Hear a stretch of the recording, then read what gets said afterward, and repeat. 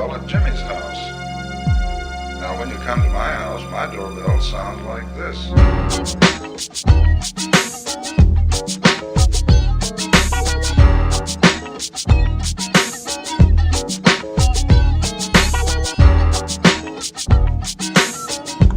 Hey, welcome to the People's Weekly.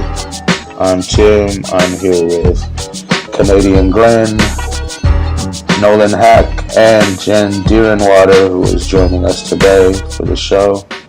How are you guys doing today? Bueno. Doing well. Doing well. Cool. So, we got 4 topics today.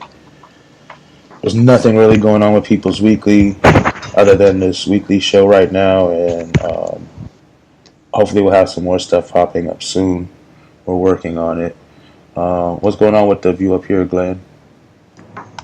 Just business as usual. I just want to say, Tim, excellent job with the video when you get it up from Occupy ICE. Other stuff going on. Good to see. Really like the commentary. Wait, what happened? Occupy ICE. Oh, that's some news. Occupy ICE is disbanded now. There's no more camp. It is. Yeah, there is. But I mean, all the stuff you're getting when you're out and about. Excellent commentary. Keep it up. Oh yeah, that was the police harassing some homeless people under the bridge. Yeah, that sucked. They came with a trash truck to take all their stuff. Depressing. Have a election in the province of Quebec on October 1st. That'll be my show next Wednesday. Cool. So yeah, the view up here Wednesday, 6 p.m. Pacific time. Follow Canadian Glenn. So yeah, maybe right now, because I know Jen hasn't been on this show before. Maybe you could tell everybody a little bit about who you are and what you do, real quick. Okay, sure. So I'm Jen Deerenwater. I'm a citizen of the Cherokee Nation of Oklahoma. I grew up in rural Oklahoma and Texas, but I live in Washington, D.C. now. And so I work as a freelance journalist.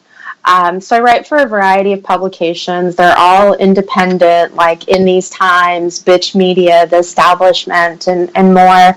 And so I cover a lot of the issues that the communities I'm a part of face and struggle with, and are often don't receive media coverage. And if we do, it's never written by us.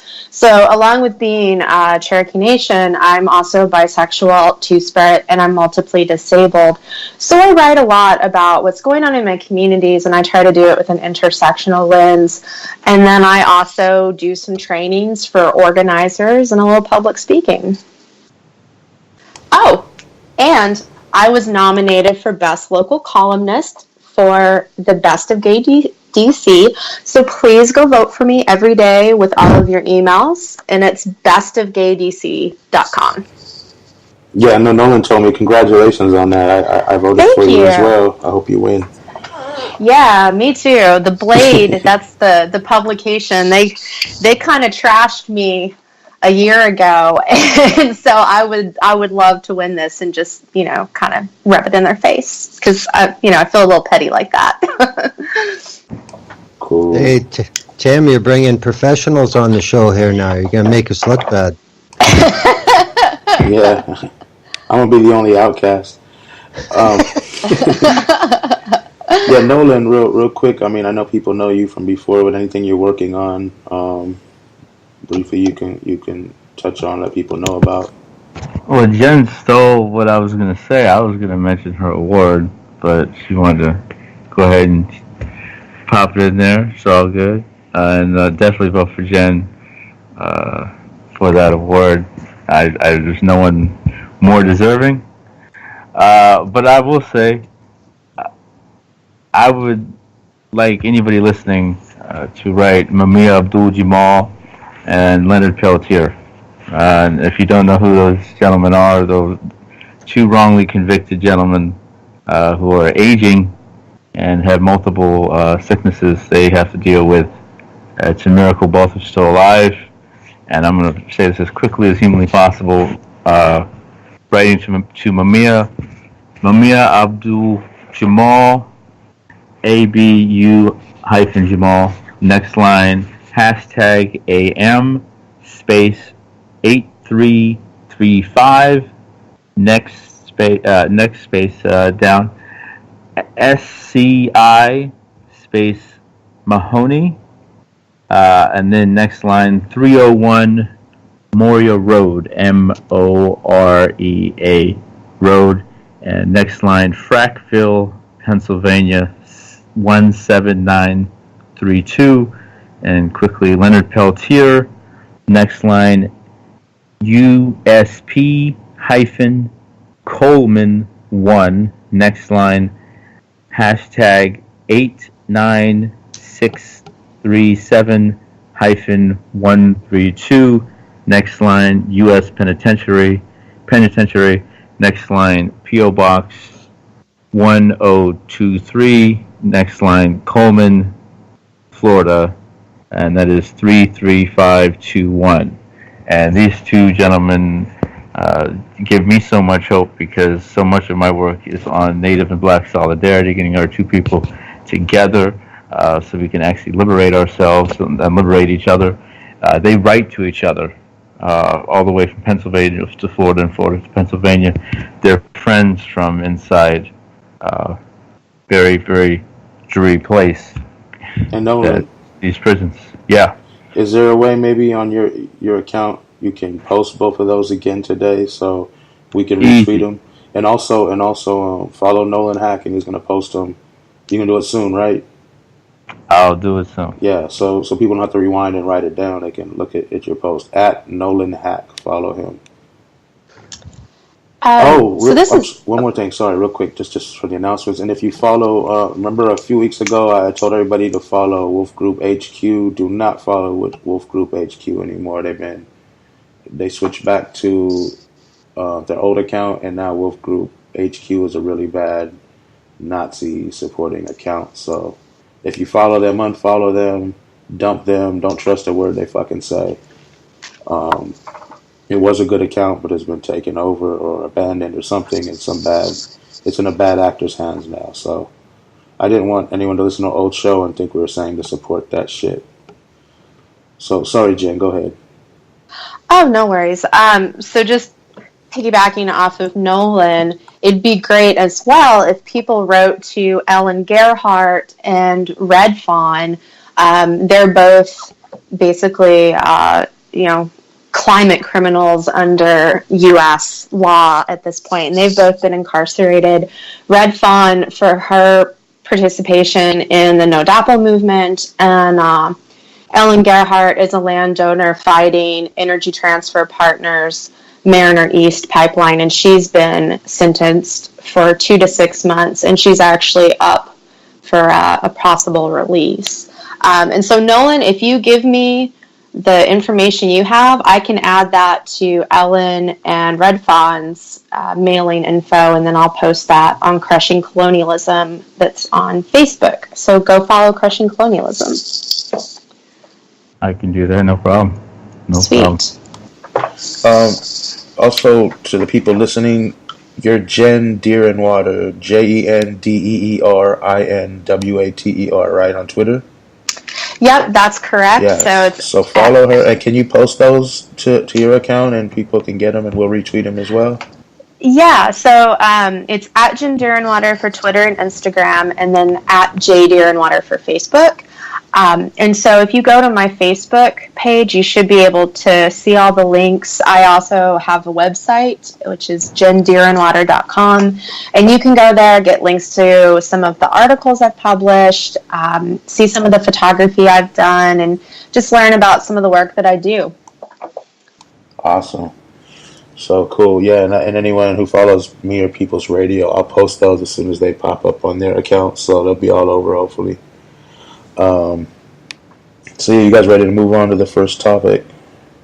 Let's kick it. Okay. As the Kavanaugh hearings for Supreme Court confirmation continue, many Democrats sat on the rape allegation because they were too long ago, and Republicans are not saying that an attempted rape over 30 years ago is no big deal.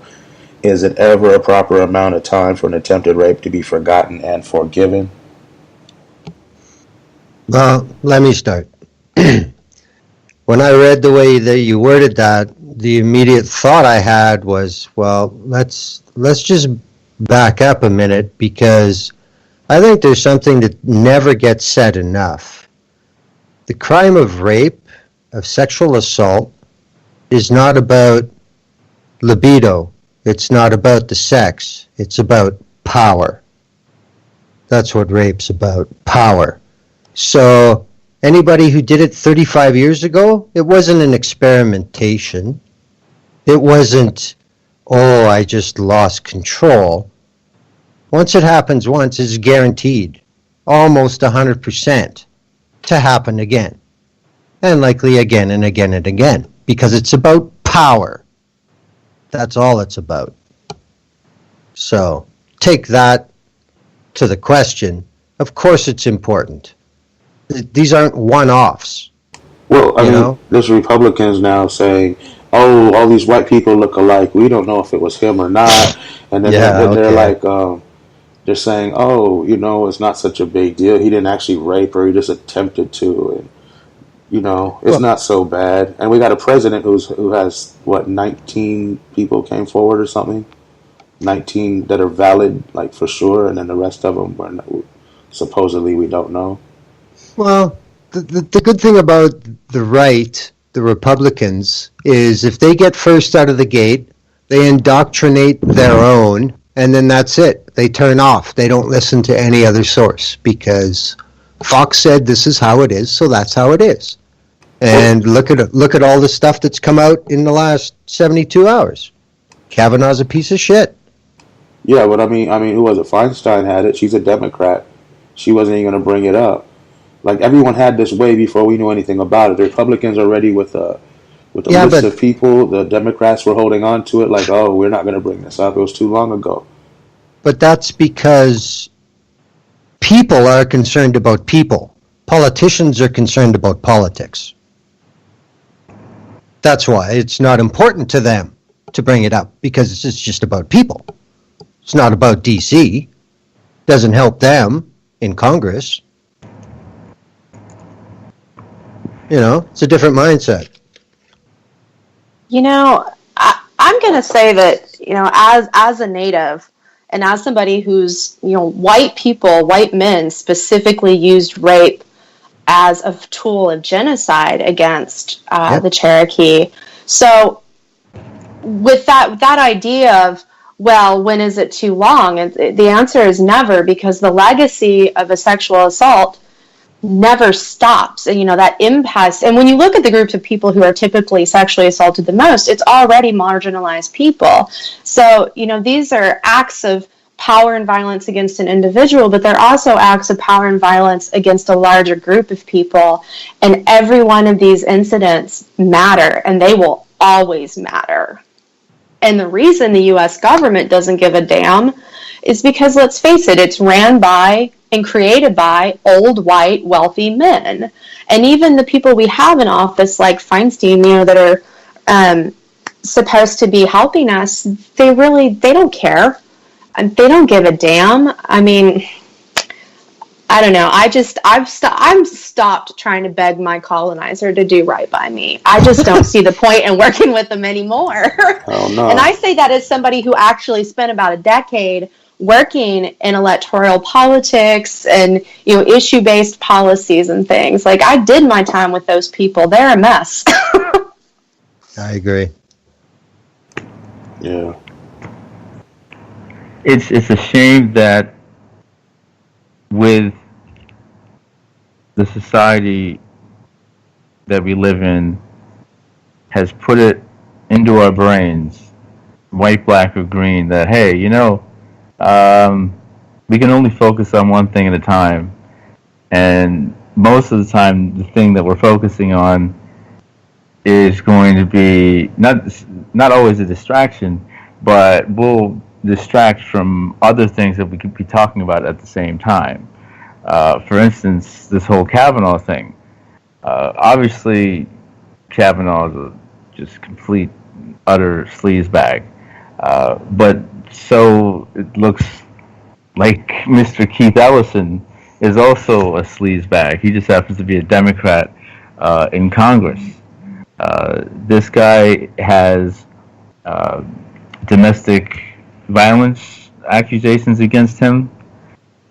His own son has come out and said some of the things that Keith did to his girlfriend, I guess I call it ex-girlfriend, Karen Moynihan, and I should say Karen's son, but being in the same house.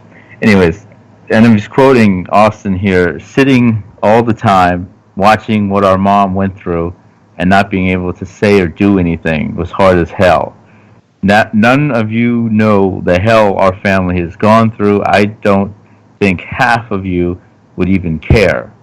We watched her so-called political friends stand by and say or do nothing. People had an idea of what happened and never reached out to my mom, and that's Austin Moynihan, the son of Karen Moynihan, who's says that Keith Ellison beat her up, yelled at her, threatening her, calling her the B word, get out of my house. And even though they're living together, that sort of thing. And this is not, I just repeat myself. This is not new. We had Al Franken before. We've had Bill Clinton before. If we're just talking Democrats, we have the President of the United States, like you brought up, Tim, and he's most likely a child rapist. I mean, was it the same month or the month before the 2016 election? There was a lawsuit for a child who was allegedly raped by the President of the United States, and that is nobody cared. It's just absolutely amazing how we can't multitask, and we are so one-track minded. Like even the protests to Kavanaugh before this stuff came out about his disgusting past. Where were all these people when all the other Supreme Court justices were being nominated? Where were they? Because every single one of them on the bench right now is awful. They're either a bigot or a racist. Pick one out. I don't care. Left or right. Yet, because there's a Republican in the White House, former Democrat, former independent, where the Democrats are all up in arms that Kavanaugh's in there.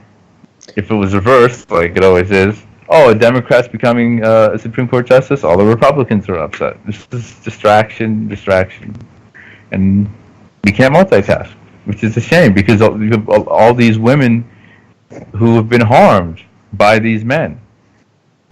I'm upset every time either way. Well, I think that just proves what Noam Chomsky's always said. The illusion of democracy is with vigorous debate. But that vigorous debate is on a spectrum so narrow about issues that never change and never improve anything, and that's all that's allowed. You can't talk about things that actually could be fixed with a change in mindset.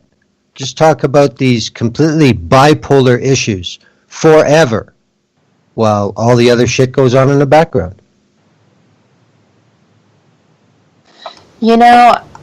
I think, so I myself am a survivor of sexual assault, harassment, stalking, and domestic violence.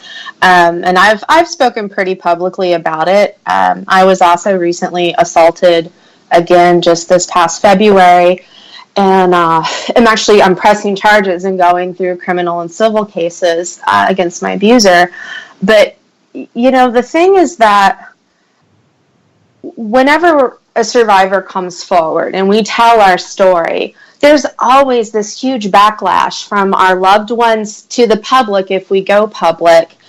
And, it's a big part of why a lot of us don't talk, or that it takes us years to get to the point that we'll speak about these issues. I was 14 the first time I was raped, and I didn't tell anybody for months. And the reason for that was because I remembered the Anita Hill hearings, and I remembered how she was treated. And there was also one of the Kennedys, I can't remember who, had raped a woman, and that went to trial. And that was happening right at the same time I was raped. And so I just looked at those two instances and said, well, no one's going to believe me, or they're just not going to care. And I think that's a big problem that we have, is that we don't believe survivors. Even other survivors won't necessarily always believe us. And, there's this idea, like, sexual assault is horrible. It haunts you forever. And often for many of us, it's not just a one-time incident. It can be anything from being harassed and catcalled on the street to being in your home, being abused by a loved one, or out on the res with some white pipeline worker assaulting you. It varies so widely, but I think something we don't talk about is that every abuser is someone's friend or family member or their colleague. There's always going to be somebody out there that likes this abuser and that cares about them, and they don't want to wrap their minds around the idea that they could be a rapist or a sexual offender. And we have to stop thinking that. We have to stop thinking that every rapist is this scary, awful human being that's walking around with with like a flashing sign saying that they're a rapist. We can't keep doing that. We have to acknowledge that not only do we mistreat survivors at every freaking step. I mean, I'll just say, like, what I've been through, going through the rape exam and everything, was horrendous. It's completely ableist.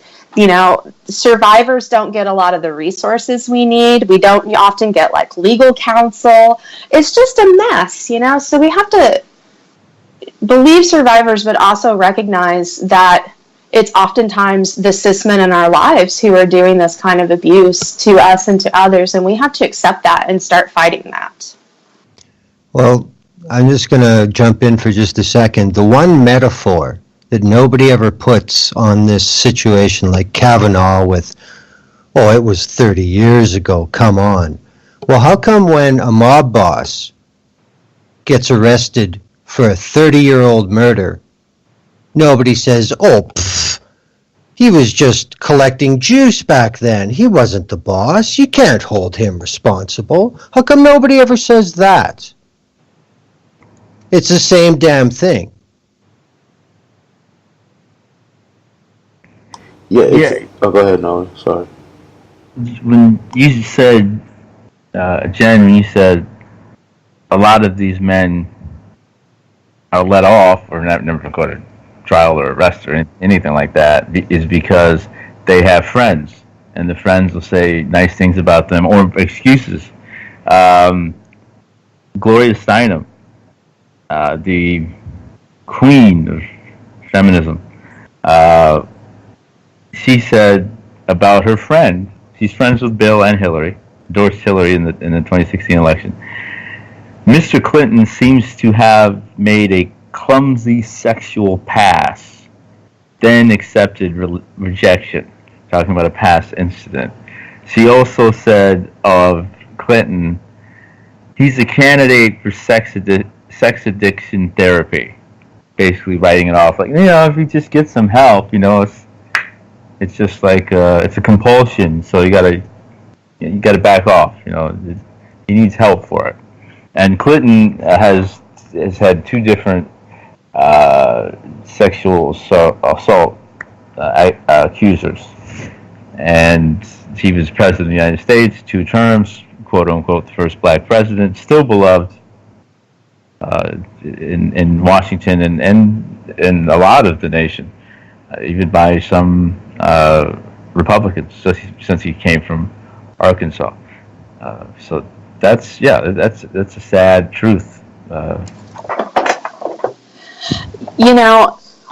Nolan, that you brought up a really good point, that we have these people that we think of as our champions on certain issues. We look to them to be our leaders, our comrades, our colleagues, whatever relationship you have. And, we're looking to them to do right on all of these different forms of injustices that happen in the world. And quite often they fail. I've seen that with, more liberal people like Gloria Steinem. And then I've experienced that in further left organizing spaces where people will go to bat for an abuser that's in an organizing space, and then they will ban their survivor. They'll ban the person that was harmed. They'll go out in movement communities and trash them. Like I have experienced this, and it's so disheartening to feel like, okay, well, the conservatives sure as hell don't have my back. The liberals don't have my back, and even the radicals can't be counted on. At this point, when I go into organizing spaces, and I'm still trying to figure out how to speak about this in a public way, but, I go in organizing spaces, and I just automatically assume, just like I would in any other space, that there's at least one sexual predator there. And that's really difficult, when you can't even be in the space where everybody is supposedly against rape culture, like you can't even be safe and respected there, so where do you go at that point? Which is another reason a lot of survivors don't speak up. It's so mentally taxing, and even more so for someone who's an actual survivor and an activist revolutionary at the same time, because I've seen similar stuff like that. If it's not an abuser, then it's someone who is clearly on the other side. They're clearly a liberal, clearly against our best interests as a people, but because of certain connections on my end or on their end, or how the specific group that you're working with plays out, you just gotta shut your mouth and keep it moving, and it's disheartening, because like you said, Jen, like what do you do? I mean, we're trying to build something to finally get out of this mess. It's been so long, 5 centuries, but these roadblocks keep coming up. Even when we try to build something pure, it's always torn down, and most of the time it's because of a lot of the time it's because of infiltration by the higher powers, the federal government. So it's disheartening would be, for me, is the word, because this Trump factor kind of exposed a lot of liberals for who they were. A lot of people who I thought, speaking on either people I've worked with or even I'd say some friends of mine, expose them to, hey, yeah, they're just liberals. They will go to save this alleged democracy first, and then maybe help us out second. They're going to go for their candidates. They're going to go for their party. They're going to go for right down that line, instead of actually helping us. Like the whole ICE thing. Yeah, this has been happening forever. Kavanaugh thing, this has been happening forever. Where the hell have you people been? And even when they show up, no. They only care about saving their precious democracy in their country. Yep. And I'll say, to add to that, that's the other thing that basically connects the whole ball of wax. They don't want to accept the point that for us to be free, America has to go. They can't accept that. They can't accept their NFL being evil. They can't accept this government being trashed from start to finish. They can't accept honest George Washington, with the cherry tree, and the General Washington, honest Abe, all that. They can't accept that. They won't accept it. Fuck all past presidents. All of them. Yes, big old snaps all around. So anything else on Kavanaugh before we move on? He's scum, just like everybody else on the that is actually on the bench with the Supreme Court. Agreed. The whole U.S. government. Yes, thank you. Except for Bernie Sanders, because I still believe no. Oh, for fuck's sake, Nolan. I was going to say, oh, wow, we got to talk when we're done with the show. I was gonna hang up on your ass, Nolan. All right. Okay, no, just wait. To finish, as a white man, I will say, look at Kavanaugh. Just look at him. He ain't right. Oh, yeah. Something wrong with that guy. Oh, yeah. Yep. I thought you looked like a all-American, upstanding, moral compass citizen kind of guy. Yeah, in the Ivy League loser circles, yeah. Yeah, that Kennedy, Bush, Clinton type thing. Yeah. Exactly. Kind of like Uday and Roosevelt. Kusei Trump. Beavis and Butthead. Watch Don Exactly. Jr. becomes president in like 20 years. Oh, God. Don't say that. I'll be dead by then. Tell me that's not impossible. And tell me that is impossible. Well, I put nothing past the U.S. government, so, and sadly, most of America. Reagan twice, Bush number two twice, Nixon twice. Now we got Trump. I'll say it again. He'll win a second term. I think I summed it up when I said fuck them all. You did. Yep. Yeah. Yep. Okay. All right. Number 2. American police are killing citizens at alarming rates. Filming the police is important, but what else can be done to stop this never-ending violence and terror committed by police against against United States citizens, U.S. states? Do y'all mind if I start off on this one? Please do. Okay. So one of the articles I'm working on right now is about disability justice and checking ableism in direct action organizing spaces. And so one of the things I addressed in it was the high rates of police violence, as well as the high rates of incarceration for people with disabilities. And, one of the things, let me start by saying I'm anti-cop. I want law enforcement gone. I want the state gone. I'm all about those things, and I'm about tribal sovereignty. I believe every Native nation has the right to govern itself and to have self-determination. So with that said, something that I almost never hear people who work on issues of police brutality or the prison system talk about how it impacts people with disabilities. There was a study done by the Ruderman Family Foundation a couple years ago that found that almost half of all people murdered by police have a disability of some sort. And most of those disabilities, at least ones reported, were mental illnesses. So, we have to yes, address what the cops are doing. We need to be watching them. We need to be doing that. But we also have to stop and ask why cops are even being called into certain situations. When police get called in, for a mental health check for Native women, the Native women often end up murdered by the cops. And with disability, the commands that law enforcement give are always based on the idea that the person they're giving those commands to is fully mobile, can hear, can see, is emotionally and cognitively able to understand and process those commands. And so, I for myself, if I'm having a high pain day and I've got some cops all like hyped up on testosterone and power, and they tell me to get down on the ground, but my hands have to be in the air, I'm going to have to tell them, no, I can't do it, and then hope like how they don't shoot me or tase me.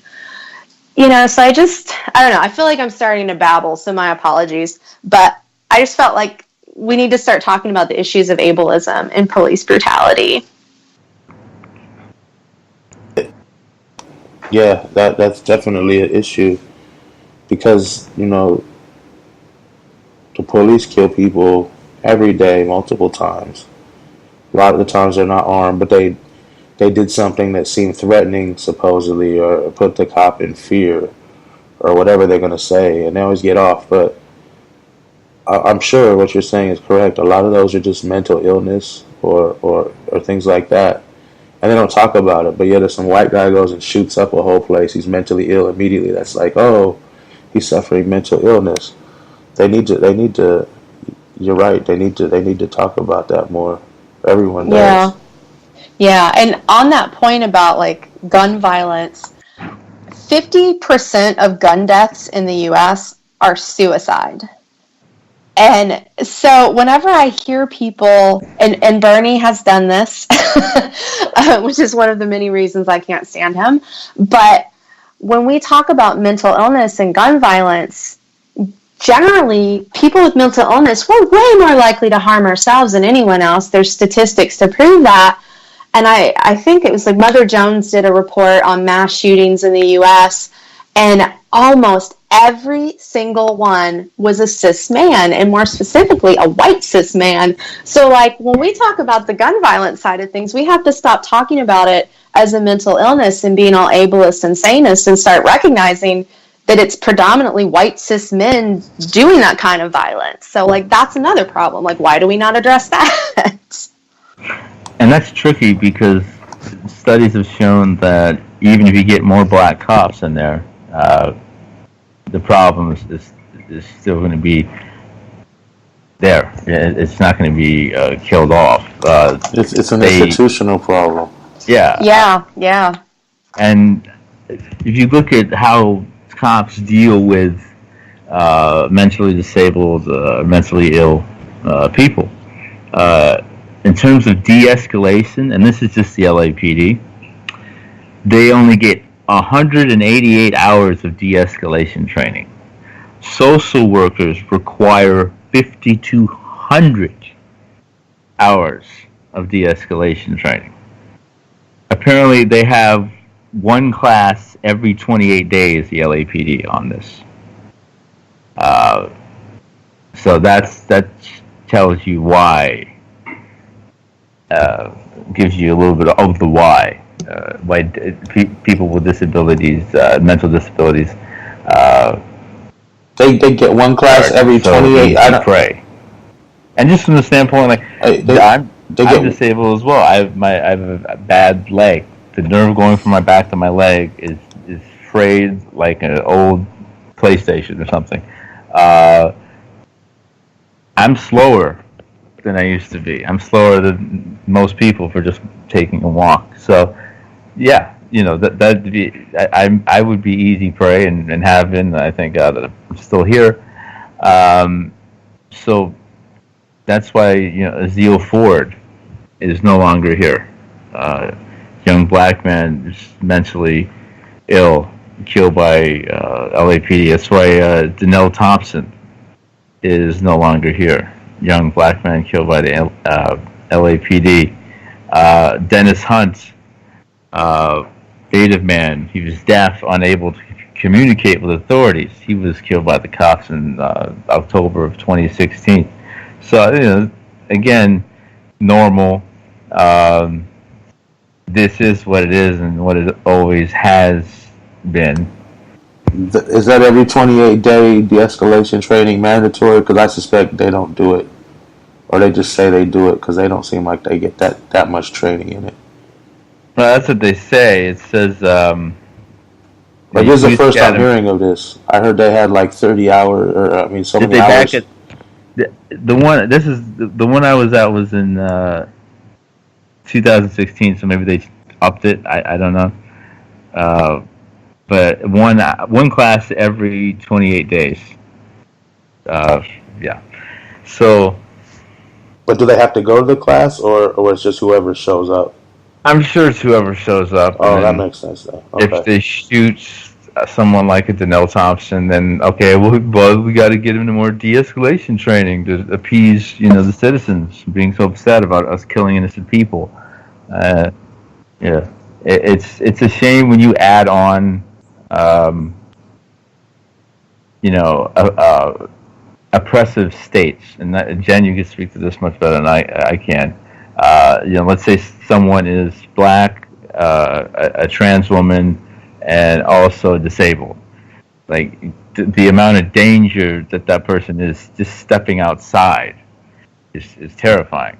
A black trans woman alone, the minute she steps outside, she's in more danger than any active service member. In Iraq, Afghanistan, wherever. So these things aren't obviously talked about, and part of the problem you have with the narrative that gets spun is the media. And the way the media works, not only in the news, but also in entertainment. The amount of movies, the amount of cop shows that are on our screens is absolutely ridiculous. And then it actually goes past that because you have the Department of Defense, you have the Pentagon, you have other layers of the military and government in the United States. Flight 93, Ice Road Truckers, Army Wives, Meet the Parents, NCIS, obviously, Homeland, obviously, 24, North by Northwest, just a movie, that's a classic movie going way back. So you have all these, Zero Dark 30, all these different movies and television shows that come up on our screens, and obviously most of the citizens in the United States are white, and cops are pretty nice to white people by comparison. So what are they going to think? Okay, our brains are already been taught that people of color are less than we are. We're better than them. We look better than them. We're smarter than them, etc. So now, the police, they're good. They're good. And I grew up in white neighborhoods. That was the same narrative. Cops are good. Trust cops. Trust the Army. It's all good. Don't worry about it. They got your back. That's just the way it is. I mean, my late father had a friend in college. He went to UCLA. And that friend won some championships with John Wooden playing basketball. And he got drafted in the NBA and ended up becoming an actor. And one of the shows he was on was Hill Street Blues. Hill Street Blues, one of the most famous cop shows of all time. And, his son is married to, I think still married to, Jessica Alba. So this is where that tree went. That if you want to call that a tangent or not, but that's for a tree I just set in the forest. That's what that went to. That was super tangent. Yeah, but showing the indoctrination of citizens in this country, and I'm someone who look up to, my dad's friend, and he won all these championships at this college that I've always loved, and for that coach that I've always loved, and my dad went there. I'm like, oh, well, then cops must be good, Ice-T is a cop, for God's sake, on Law and Order. Jeff Goldblum, was a cop on Law and Order. You just keep going with it. And so you're saying we should boycott cop shows? I mean, yes, to the point of there shouldn't be cop shows like that. If you're actually gonna have a show about cops, let's be honest. The problem, it's state propaganda, though. It is. The problem with boycotting, if you boycott everything that is connected to white supremacy in this society, I've said it before, you'd be left playing solitaire in your room by yourself. It's just, maybe if you could find some cards that weren't made using some kind of horrific imagery or something. You have to maybe make your own. Exactly. But let's get what can be done. What do you think, Nolan, could be done because the police are killing people every day. They're out of hand. They get off. They walk in someone's house, kill somebody. They only get manslaughter charges, and then they start smearing the victim immediately to try to get the cop off. What can we do? Because a lot of people are trying things, man, but nothing seems to be working. I think, for one, we need to accept the fact, and it's a cold fact, that we're not going to be able to say all of their names. Because if we did, we'd be here for past the rest of our lives. We'd be dead while we were still reading names that were killed by cops and racism. But Native and Black people have both had about 100 million people taken from us over the last 500 years by different countries, including the United States. Uh, we, if it's a civil suit, all right, take them for every dollar they got. But as for criminal cases, I mean, it's so rare. But that doesn't come out of the police money. It comes out of the taxpayers' money.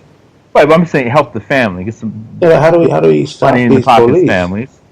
Well, I'm getting to that. Making a point. You know, if it's a criminal case, just I'd let it go. Speaking from experience, tragedy in my family, but we need to use the limited time we have on this earth. Go after the root of the problem. You talk about the police, the police officers, the police departments, the sheriffs, the FBI. Go after the root of the problem. Go after this system. And educate people within our own communities on who these people are, what they've done, what they still do. I mean, we can't have our young black youth believing that the FBI is some kind of righteous organization. You know, you hear protect Comey, protect Mueller. Like, are you out of your mind? They killed Martin Luther King and Malcolm X. They put Tiger Sworn together to stop the resistance to the Dakota pipeline. For goodness sake! So we need to be honest with our young people. Take a page out of the Black Panthers book. Have community education meetings in our living spaces, teaching each other, also adults, teaching the kids, and at the same time, we need to just go after this government. Stop going, all right, you can vote for whoever you want, but in terms of supporting this candidate, that candidate, putting money into one of these people's hands to get them elected, stop all that nonsense. Let's build a large base. People of color in this country, build a large base and go after the media, go after the government. And we have the numbers to do it, but we got to actually build to get there. All right. So we need to move on to the next topic. I still don't feel we got anywhere on this police thing, but we're out of time on it. Like, we get an hour show on the police. But what are you saying? We need to go to war with them? No, what I'm saying is... So that was what I was going to say. I wouldn't blame anybody for doing that. We've had a couple of times some brothers and sisters have done that. Native folks as well, if you go farther back. Well, let me just touch on this real quick. Yeah, I think until people are ready to say, I've said it before, some people might gotta die or whatever, but we're not taking this shit anymore. If police pull somebody over, we there with cameras, we there with weapons, we there with whatever the fuck we got to do to make sure nobody get hurt that day. That's what it's going to take, I think, until you can just dismantle the whole police system. Say we don't need these motherfuckers, but you can't do that until the rich people don't have all that wealth and there's not, poverty. Influence, yeah. That's the whole point. We're going to die either way. That's what we need to accept. We're going to die either way. We're dying right now. Yeah, but one person doing something one donor isn't gonna make a difference, man. Everyone need to get on this together. Then it'd be like 100,000 people in the street surrounding a police department. Like, y'all want to come out, you're gonna get your asses whooped because you killed somebody and you tried to frame them and you're all complicit in this shit. Nobody leaving here today. Maybe it needs to come to that because it's getting to the ridiculous point. They always get off. If they had charged these pigs, if they kill somebody and they charge them, that's one thing. Then okay, yeah. Don't charge them, convict them, lock them up like a criminal and give them extra time because they were supposed to be better than that. Then maybe I'll say, okay, yeah, maybe the police thing might be working because these cops ain't out here killing people daily. They scared. They know they'll go to jail and get more time than the average person. Well, it ain't like that. They don't get no time, if any. It's bullshit, man. Right. Something's got to be done, and it's got to be drastic. It's got to be fucking drastic. And that's you hit the nail on the head. Drastic. The cops have to go. Okay, these people were not here before white people made police officers, slave patrols, quote unquote Indian patrols. This is not a native invention, for goodness sake. Okay, these cops should not be here. There shouldn't be any cops. in this Fuck the country. police. Occupying, and then I mean to further my point, occupying police departments, occupying the U.S. Capitol building. I mean, people. I've said this before, but people get all scared and freaked out, like, oh, you can't do that. You can't take down the system. Well, then, okay, what the hell happened to Russia? What the hell happened to France? What the hell happened to Haiti? You can do this, but we have to build and build so we can get to the point where we can do that and actually rip this system apart out from the root. They're saying you can't take down the system by the people who all they do is take down systems. They can go fuck themselves. But yeah, let's move on, man. Is everybody else, anything else, Glenn, Jen, anything you want to say about this police thing before we move on?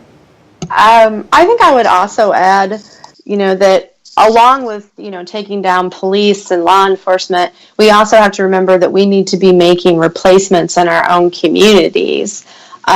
Because oftentimes the only options are to call the police in some situations, or you have to deal with the police, if your car was broken into, like we have to start coming up with our own community systems to take care of us and address those kind of issues as well, so that while we're fighting this larger, police state, we don't have to rely on them as much too. Yeah, we got to take care of each other and protect each other, definitely. I fully believe in that. Like, have your own family, neighborhood, community. Everybody protects each other and takes care of each other. That's important, but it's really hard to find that within a large group. Yeah. Man. Anything else, Glenn? The Canadian withdraws. All right. Number 3, there are over 1,500 missing and murdered Indigenous women and girls. This is an ongoing epidemic that very few seem to be talking about. What can be done to raise awareness for this issue, and what can be done to protect Indigenous women from this tragedy?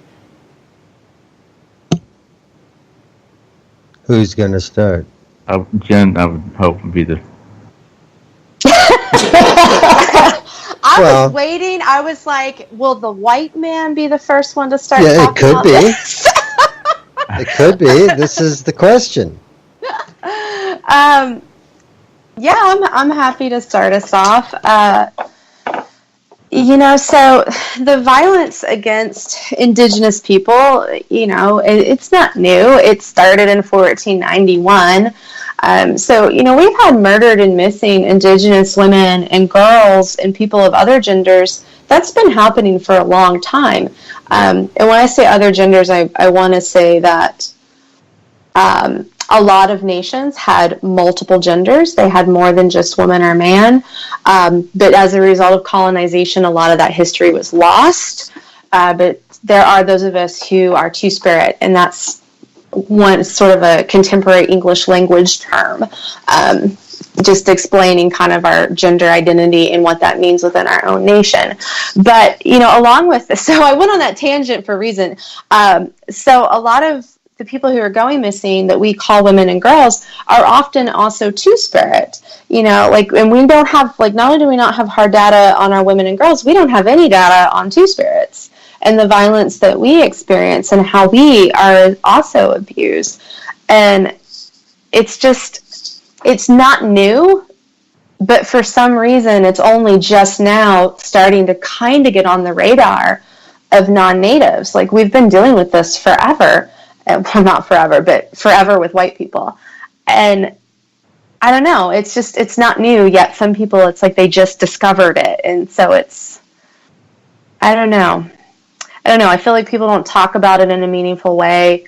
The U.S. government sure as hell hasn't done anything good for us. Yeah. I'll stop there for now.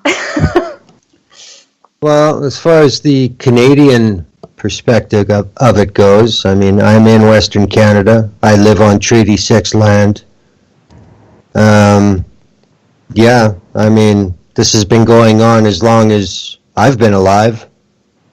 It's really nothing new. The issues that have made it something that is permanently in the public discourse now in Canada has been, decades of building protest.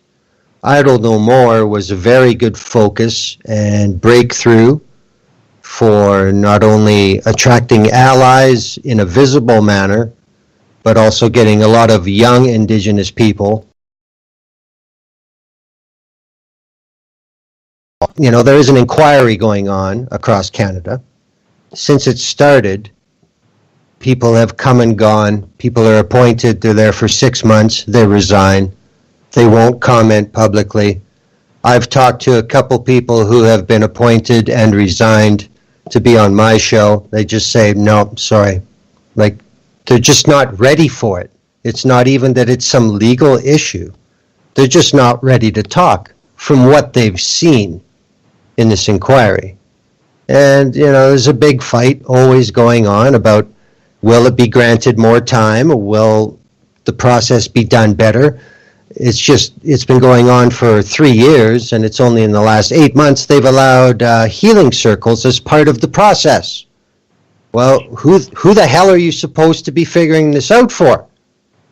So there's a lot of issues there, but there's also the factors of the capitalist society.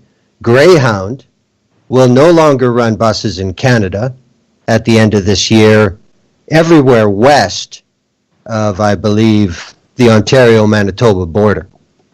So considering res life and just the vast distances between much of anything in a lot of Canada and the north, this is going to severely limit travel options for everybody, but most notably Indigenous women and girls. There's no other way for them to get around if they have to, go to a gynecologist or something. It could be a 3-hour bus ride. Now the bus is gone. The system is making the environment more dangerous, not less dangerous, for this to continue. There's the Highway of Tears in British Columbia, where the number of young Indigenous women and girls that have disappeared over the years is now well into 3 digits on about a 70-mile stretch of highway. It is a subject that Canadians know a lot more about than they used to, and the motions are being gone through with some huge inquiry. Over the last few years, the RCMP has been forced to reopen hundreds of unsolved disappearance cases, 80 to 90% of them Indigenous. So, I don't know. It's better than the U.S., but I still consider it piss poor. I've been to Stolen Sister vigils here where I live. I've been to marches. I'm aware. But, they're not white women. That's the bottom line. Something about that you brought up is the connection of capitalism to sexual assault. Yes. And also just listening to you talk about, the Canadian government's failures in protecting Indigenous women and girls. It also, I'm not going to speak to Canada. That's, my people aren't up there. I've never lived there. So I'll speak to the U.S. because that's what I know. But this system that we're supposed to look to help us is actually what created a lot of these problems for us.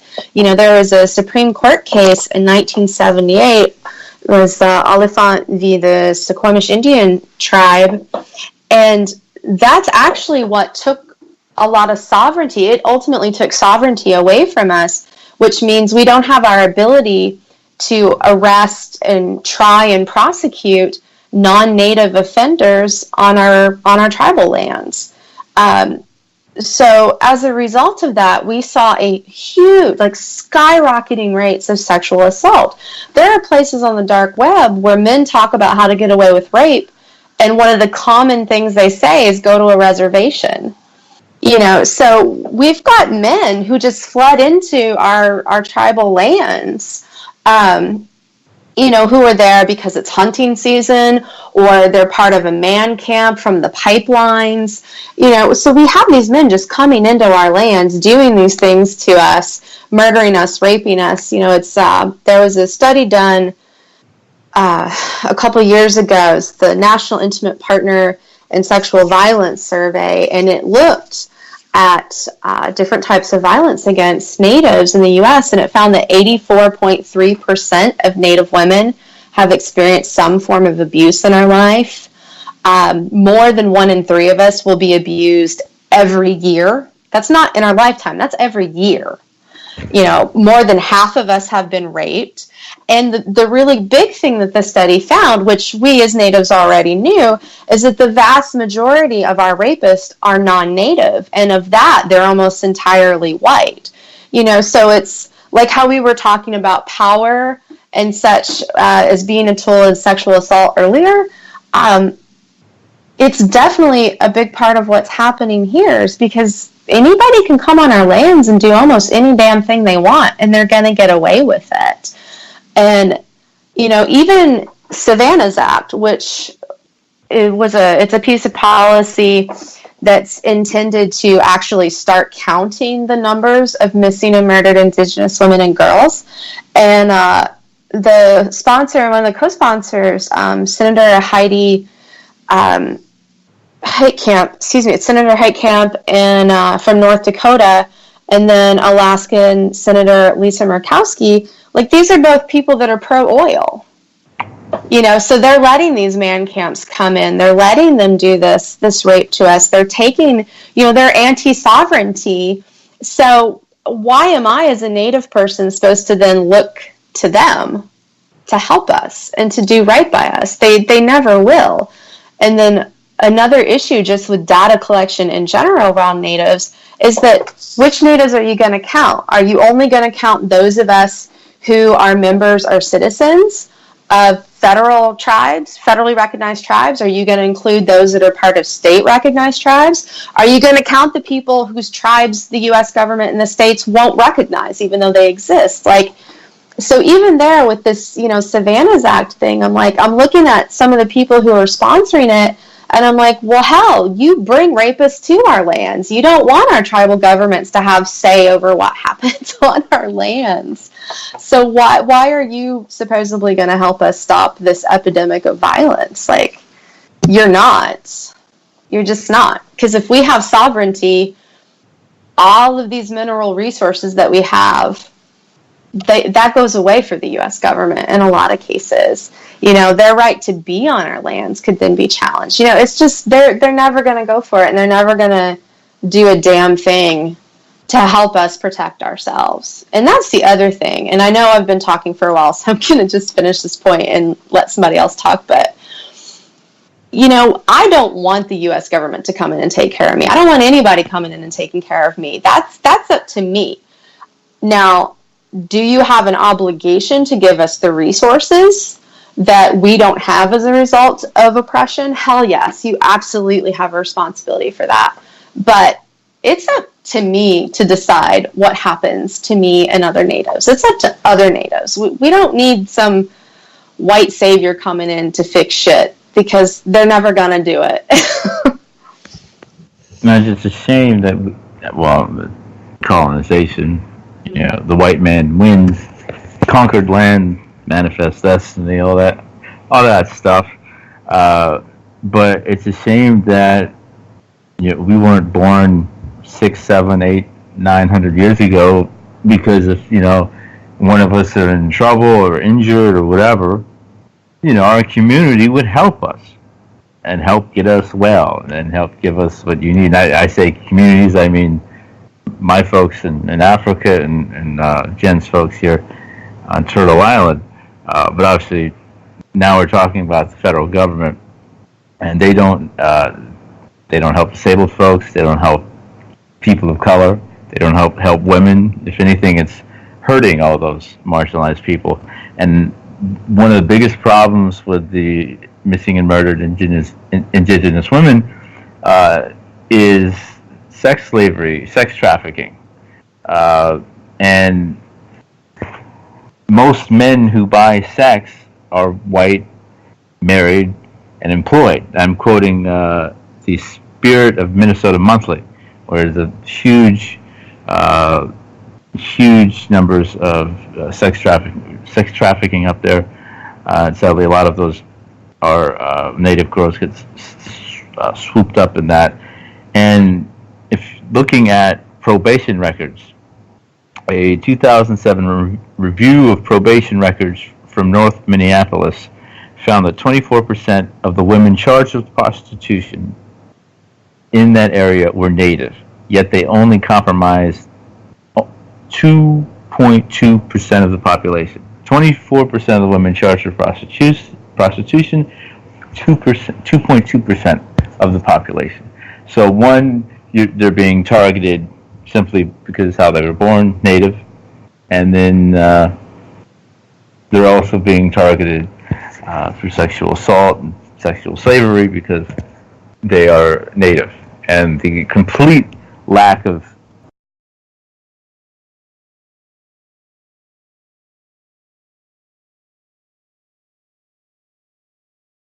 the native women. Okay.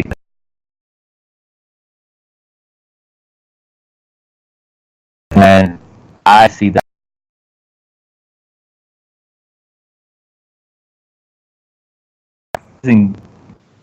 other black people, black celebrities, who take giant dumps on native people. Nicki Minaj had one of the most disturbing, disgusting graphics I've ever seen. I want an eye wash. I want a lobotomy. She put it on her Instagram, and I'm going to try to describe this as lightly as I can. Basically, 3 different Disney versions of Pocahontas doing sexual things. And Pocahontas, Matoka was her real name, and she was a child. She was so many times natives have to actually see this over and over again. She was a child. She was a child. She was a child. And she was raped, and she was stolen and died in the UK. All because of colonial violence, all because of sexual violence. Her remains are still there. They won't give them back to the nation that she's from. And yet Nicki Minaj has put that graphic up. But that's normal, you know. Halloween's coming up, and you're going to have a lot of native women called Pocahontas, which is disgusting. But this is what the society and white society thinks of native women and girls. This is why the incarceration rates for native women and girls are so high, let alone the prostitution charges are so high, and the rapes and the assaults and etc. and all that. They're not viewed as human beings. They're viewed as soulless bodies.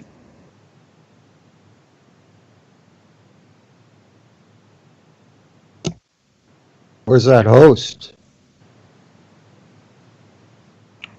The host says he's back, then he's not back.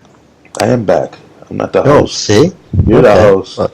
Well, it's on your channel. Let's put it that way. Oh, the channel meister. Everyone's being so unselfish. I came back and I was like, oh my god. The first thing I heard was Nicki Minaj. I was like, oh no, fuck these celebrity tangents.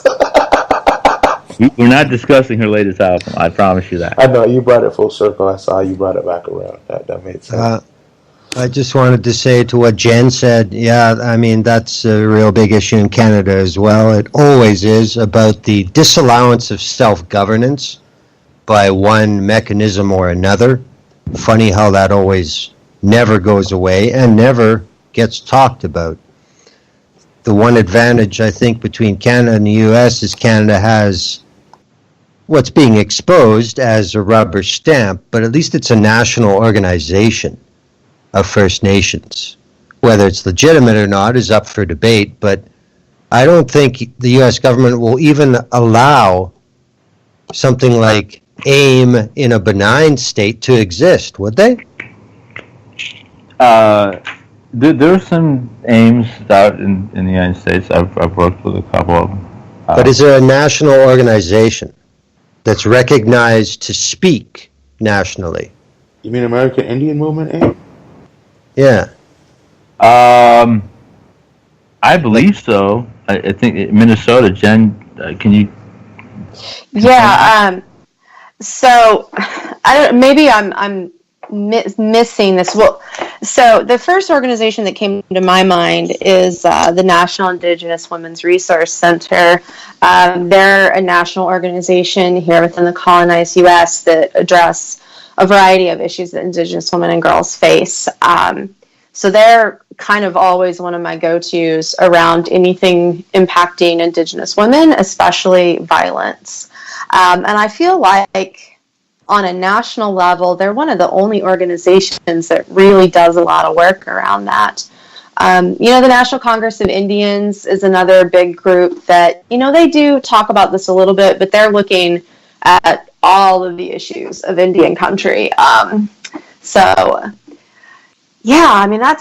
all that's really coming to mind. And then, you have community-based and res-based, more local groups that do this work. But I can only think of two on a national level. That's great for the specific topic. But when we crossed over into the nations aren't allowed to govern themselves, they don't have any authority. That's where I was crossing over into more. Is there a national organization for nations in the U.S.? Well, both of those groups that I named, they both work for sovereignty. Okay. Yeah, sovereignty is at the heart of all of our work because we're always fighting for that right to govern ourselves and to self-determination and to be able to take care of ourselves. So most Native organizations that I can think of, they all at the heart of it will talk about sovereignty. And there's a thing I'm looking at for AIM, and it's based in Minnesota, the AIM Grand Governing Council, and that's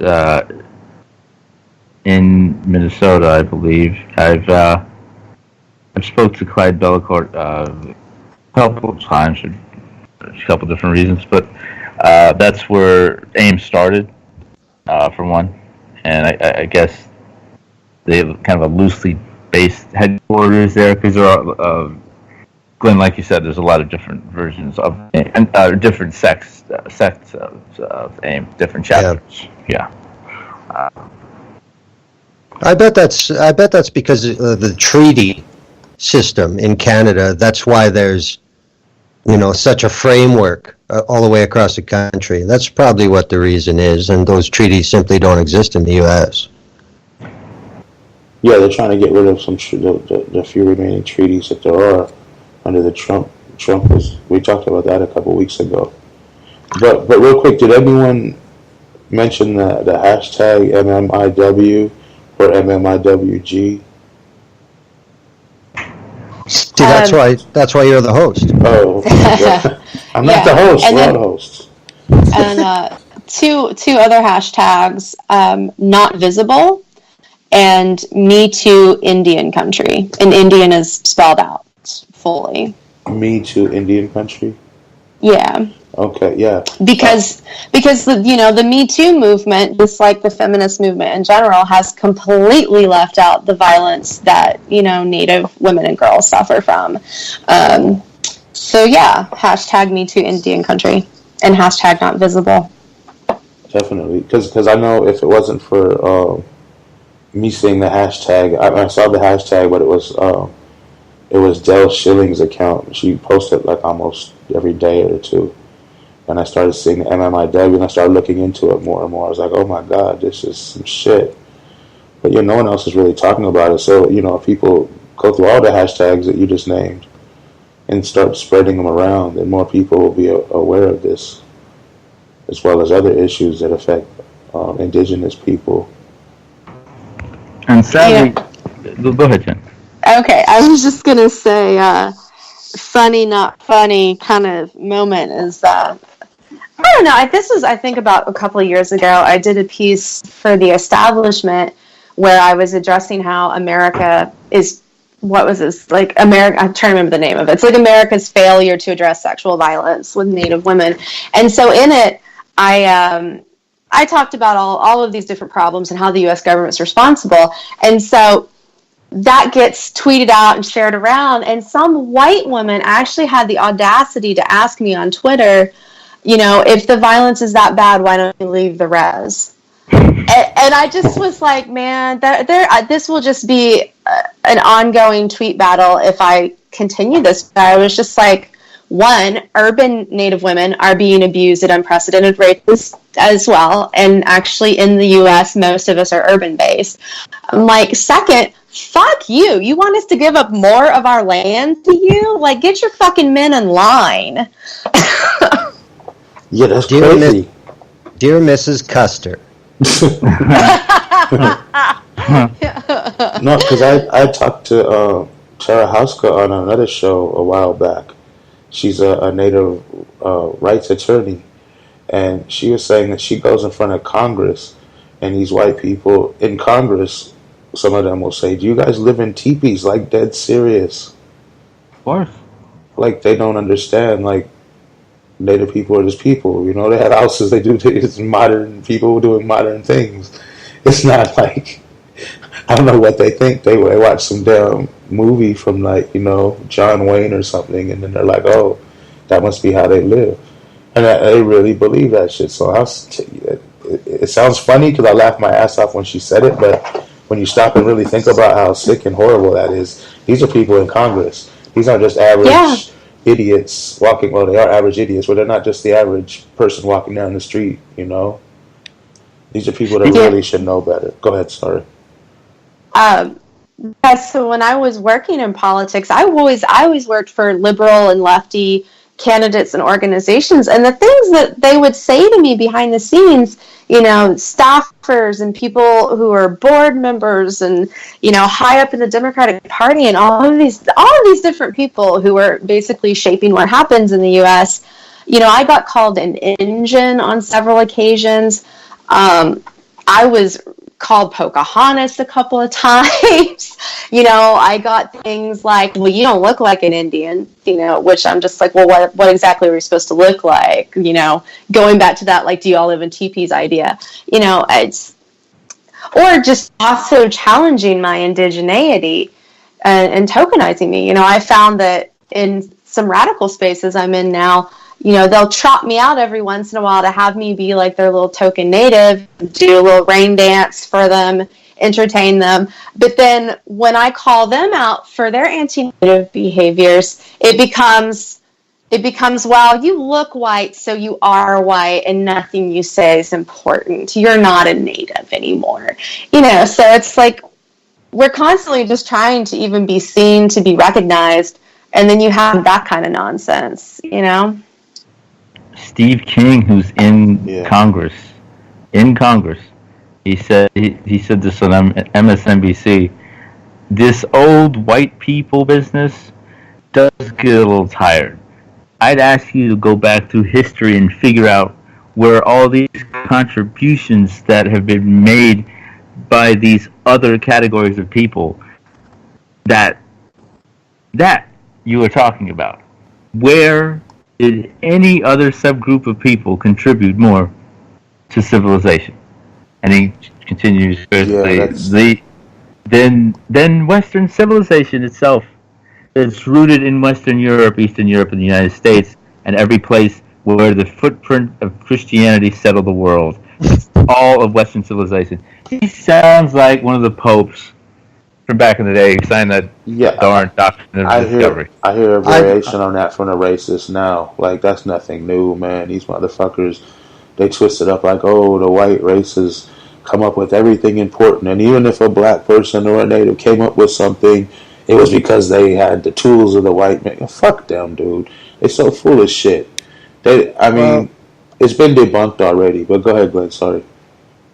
I was just going to say, anybody who knows that Steve King is a fucking idiot. But I would like to hear the audio of that statement in the original German. It would have much more impact.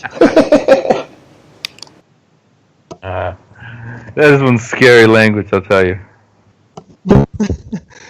That's why it's used by a certain demographic, shall we say, a niche market. Very successful with the fear they put in people from that native tongue of theirs, Deutschland. Yeah, you guys. Anything else to bring up on this? You want to move on to the last topic? Oh, we get to talk about politics. Are we moving on? Okay. Many people are saying that if you don't vote for Democrats in the next election, you are complicit in supporting Trump and his brand of fascism. Why do so many people believe that voting for one fascist terrorist organization over another is the right thing to do? Because it's a lesser the right of two thing to evils. do. Or that. It's a lesser of two evils. That's all it's about. That's what it's been engineered to become, and people are following the rules. Yeah, you know, I tweet this quite often. The lesser of two evils is still evil. So why would you vote for evil? I don't want to get into the whole voting thing, but I mean, these people really believe that once these Democrats come, our country's saved. I don't think they remember that our country wasn't saved and Democrats were half of the reason we're here. Republicans are the other half.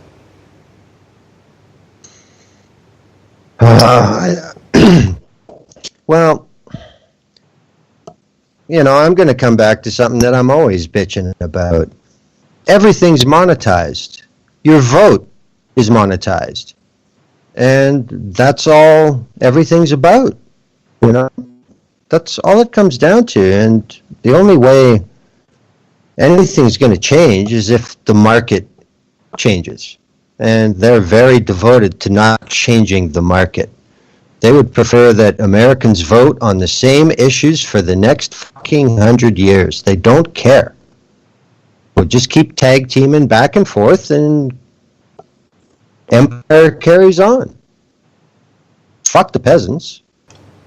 We got new shit to conquer. It's just like you have these two exact same things, like whatever the thing is. Let's say they're terrifying, scary bears, and they just want to attack and kill everybody, but you paint one pink and put like a ballerina outfit on it, and the other one you just put, like spikes and chains and make them look even scarier. They're both going to attack you and kill you and eat you or whatever. It's just the way they look while they're doing it's going to be different. That's the Democrats and Republicans. There's no difference. Yeah, they're both scary bears just dressed up differently. But hasn't it only been like the last 25 years that they've become synonymous with the colors blue and red all the time, 24/7? Because as long as they can keep it in your mind that these are two separate teams, you never notice that they're exactly the fucking same. Exactamundo. It's they wear the blue ties, the red ties. Yeah. Yep. The jackass and the elephant. To quote Chuck D, neither party is mine, not the jackass or the elephant, right? Yeah. These people are stupid. They're brainwashed. They are completely brainwashed. That's the problem. The majority of my family, the black side, are liberals. The other side are conservative. So both sides are problematic politically. It's sad. It's really, really sad, especially when you speak on a specific group of people that is your own. So I'll speak on black folks. How, because we don't want to be that problematic, we want our lives to be somewhat comfortable. We don't want that target on our back that was given to us to get that much bigger. We'll play ball, and I see some activists doing it. I see some. I thought revolutionaries. At least I thought they were revolutionaries doing the same thing, and pumping up politician A and politician B, and we saw a lot of that during the last election. We see it during every election, but with Bernie, I think Bernie was like the best example of that because he was pushed on people of color like government cheese. It was unbelievable. This guy he's gonna save you people. He marched with King, all this stuff, and he like any other American politician. He tweeted today at Amazon saying, "Amazon, these rich people, they taking money away from the poor, not paying the workers." And I took about a minute to just double check. I wonder if he's taking money from Amazon. Yep, over $100,000, and he's going, "Oh, Amazon's the devil." That means you the devil too, Bernie.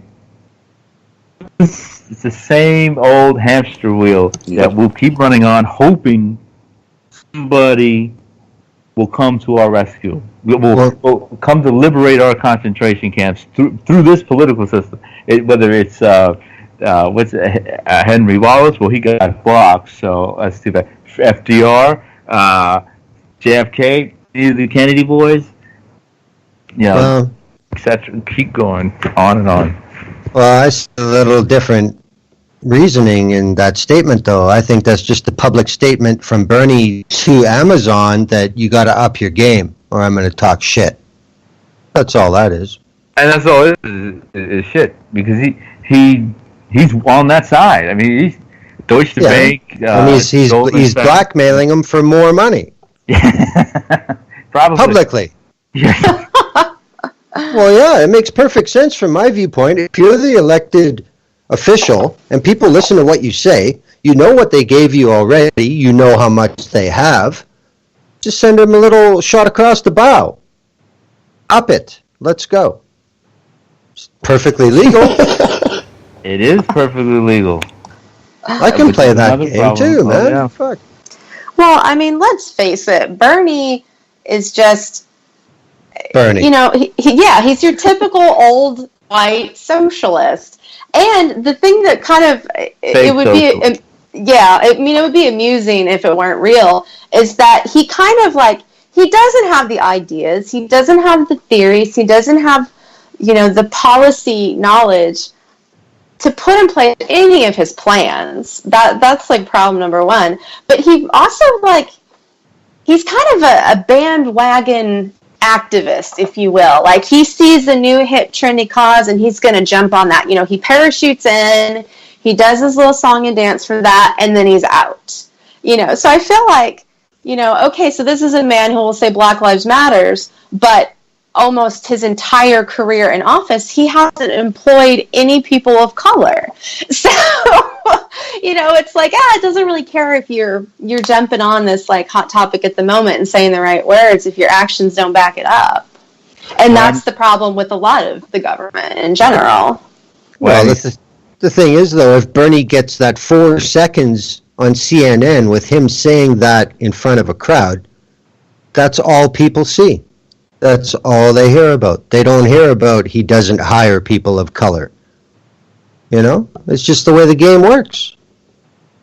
Well, and even the things they do here that are something that is disgusting on his part, they'll defend it, of course. I remember when Hillary was being blasted for the crime bill. She didn't even sign it, but she did push it to a big degree, and one of the reasons why it got passed. Bernie signed it, and they defended that to Kingdom Come. They went, no, see, there was a clause in there, violence against women. I'm like, which women?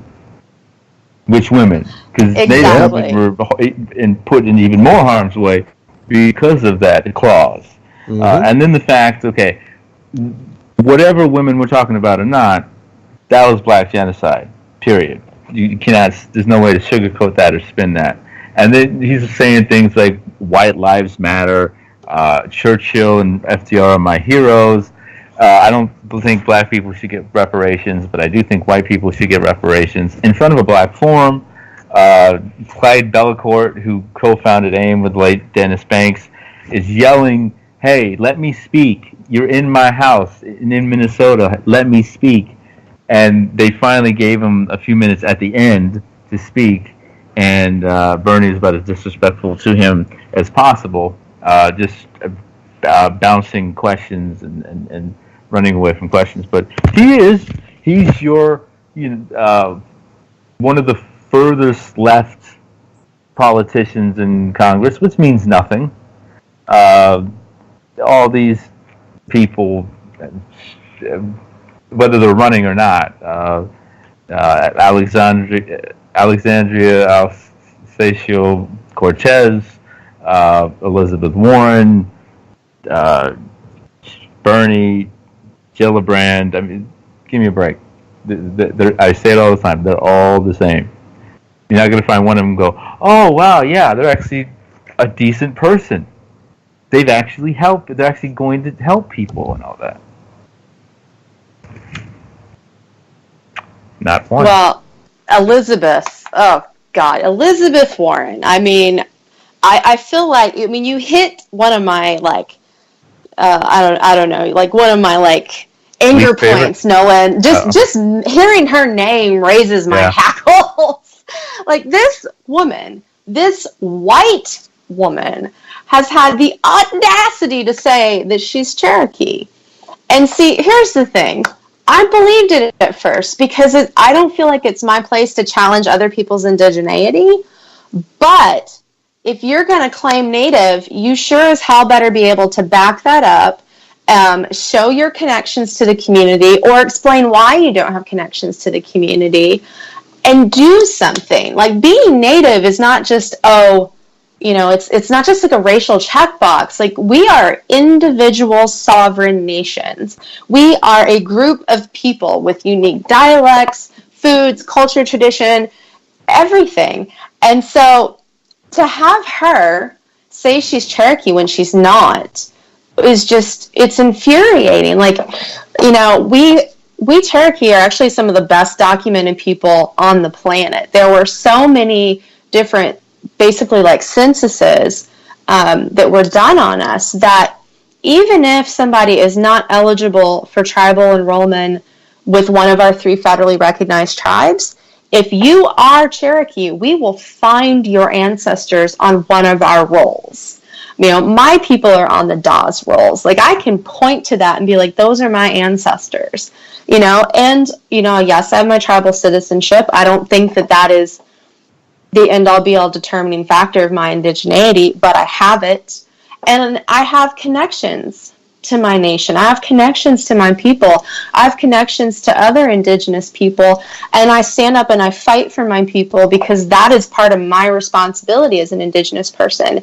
Now, if you look at Elizabeth Warren, not only is she not on any of these rolls, so she's finally stopped saying that she's Cherokee, but she will still say that she's Native American.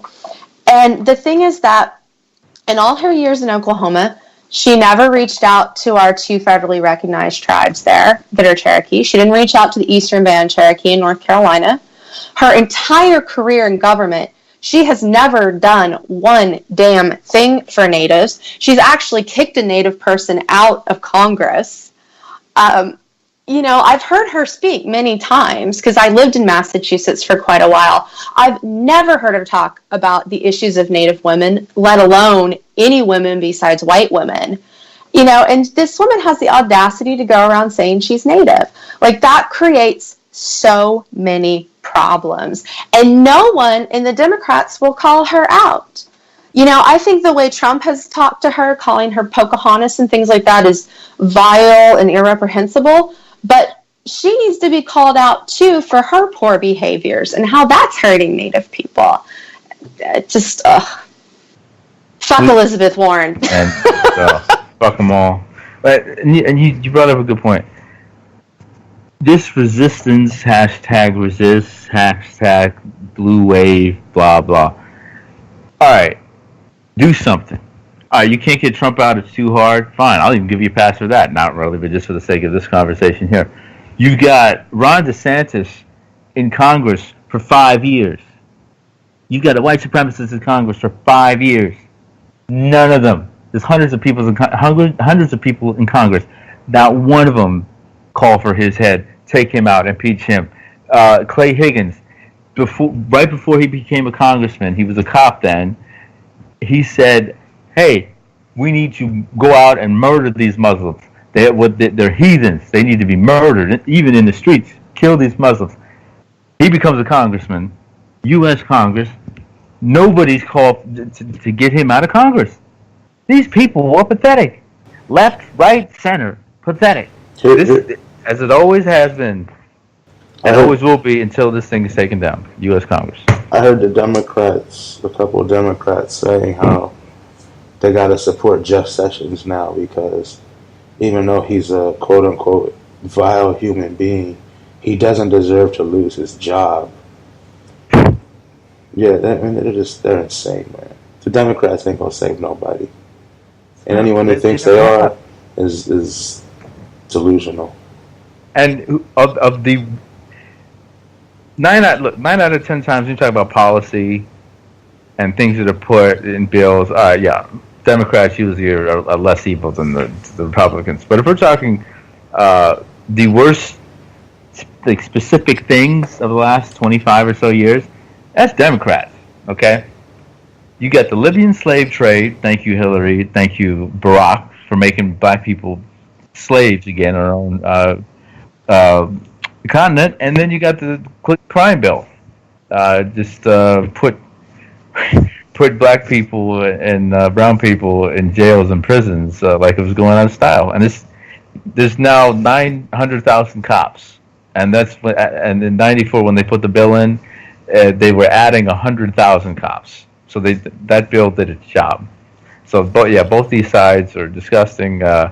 To quote Alec Guinness in Star Wars: A New Hope, and me speaking on the U.S. Congress, you will never find a more wretched hive of villainy.